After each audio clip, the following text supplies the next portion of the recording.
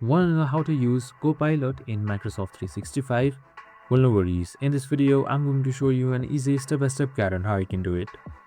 It's super simple and under a minute, so let's get right into it.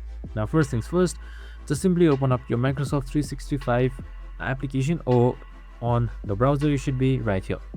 So once you have logged in and everything is done, on the left side, you should be seeing this chat popping up. If you don't see it, you should be heading on the menu on the top left side.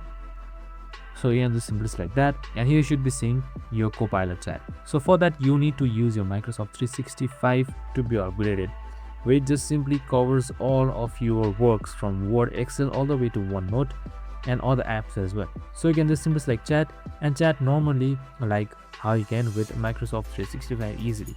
And that's it, super simple and easy. I hope this video helped. If it did, make sure to like, subscribe, and tune in with us for more of these videos.